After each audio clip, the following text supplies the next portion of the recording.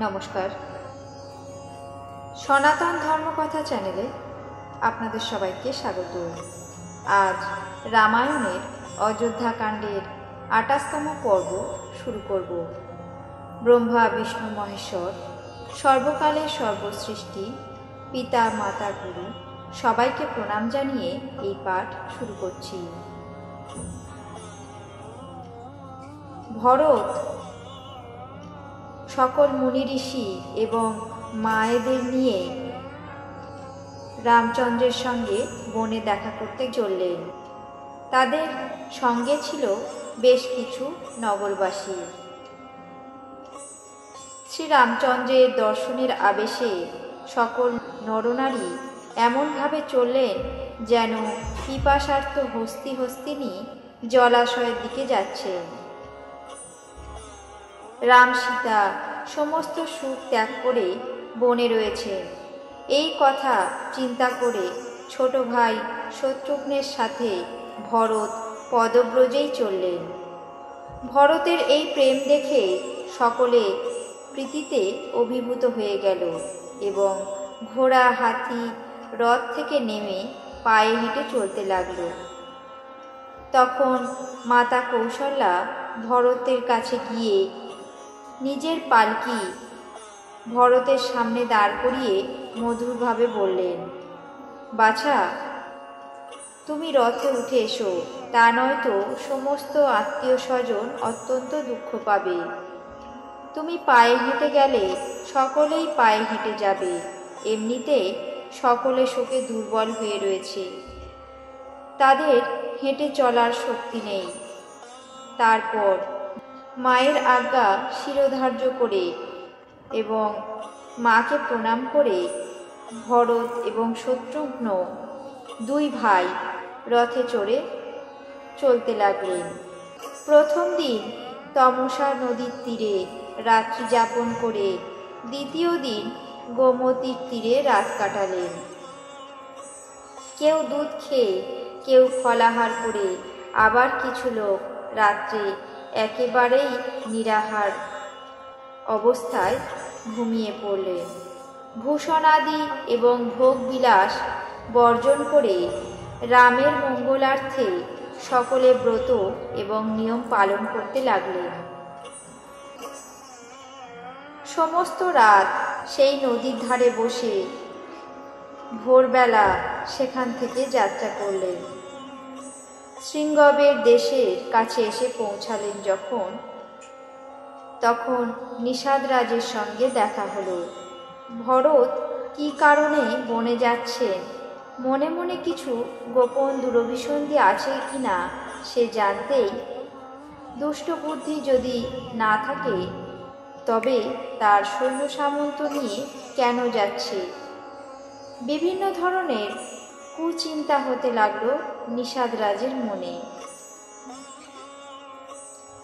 তার মনে হলো হয়তো ভরত মনে মনে ভাবছে যে ছোট ভাই লক্ষ্মণের সাথে শ্রীরামকে বনে বধ করে নিষ্কণ্টক রাজত্ব ভোগ করবে।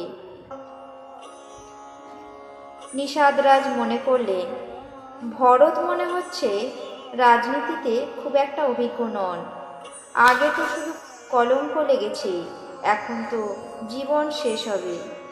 সমস্ত সুরাসুর বীরেরা একত্র হলেও শ্রীরামচন্দ্রকে যুদ্ধে পরাজিত করতে পারবে না।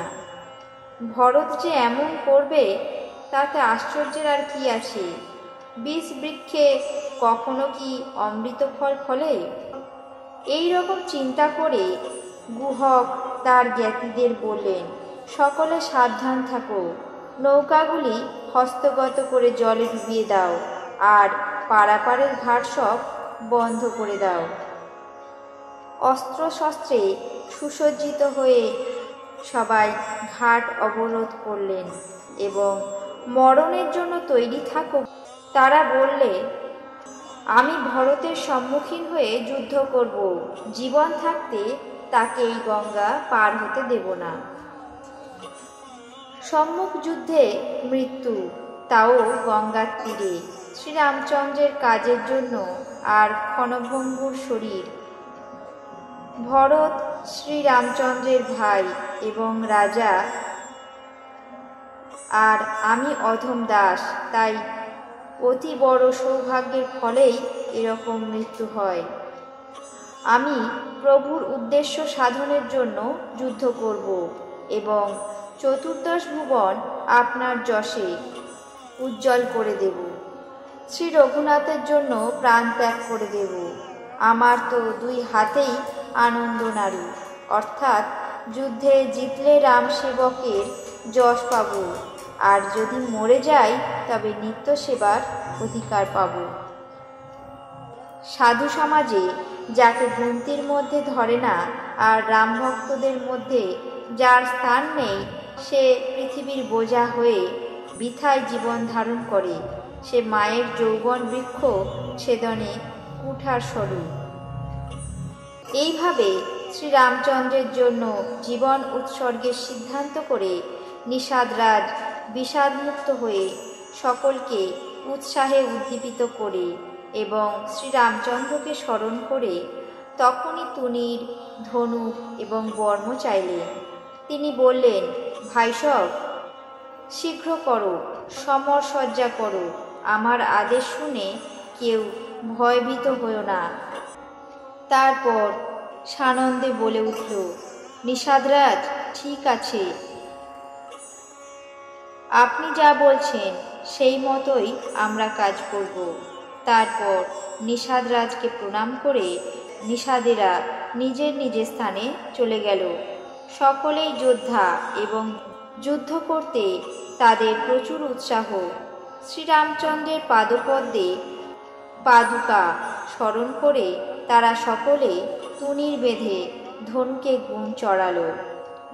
বর্ম ধারণ করে মাথায় শিরস্ত্রাণ বেঁধে কুঠার, বর্ষা, বল্লম শান দিয়ে তৈরি করে নিল।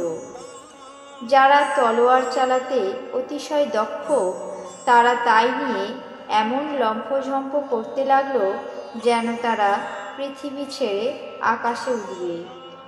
নিজ নিজ সাজসজ্জা করে সকলে গুহকরাজকে অভিবাদন জানাতে লাগলো। সুযোদ্ধাদের দেখে এবং উপযুক্ত জেনে নিষাদরাজ গুহক এক একজনের নাম ধরে ডেকে ডেকে তাদেরকে সম্মান জানালেন। তিনি বললেন, ভাইসব, কেউ ছলনায় পা দিও না, অর্থাৎ মৃত্যুকে ভয় পেও না। আজ আমার এক বিশাল কর্তব্য। এ কথা শুনে যোদ্ধারা প্রচণ্ড উৎসাহে বলে উঠল, হে বীর, আপনি অধীর হবেন না। শ্রীরামচন্দ্রের প্রসাদে এবং আপনার পরাক্রমে আমরা ভারতের সৈন্য এবং ঘোড়া সব নিশ্চিহ্ন করে দেব। জীবন থাকতে পিছু হটব না। পৃথিবীকে রুণ্ডমুণ্ডে ভরে দেব, অর্থাৎ ধর ও মুণ্ডের দ্বারা আচ্ছন্ন করে দেব। নিষাদরাজ সৈন্যদলের গঠন দেখে খুব ভালো হয়েছে বলে আদেশ দিলেন, যুদ্ধের দামামা বাজাও। এই কথা বলা মাত্র বাঁদিকে হাঁচি দিল কেউ একজন। লক্ষণ বিশারদরা বলল, শুভ স্থানে হাঁচি পড়েছে, জয় নিশ্চিত হবে। আজ রামায়ণের অযোধ্যাকাণ্ডের ২৮তম পর্ব এখানেই শেষ করছি। বাকি অংশ আগামী পর্বে পাঠ করে শোনাব।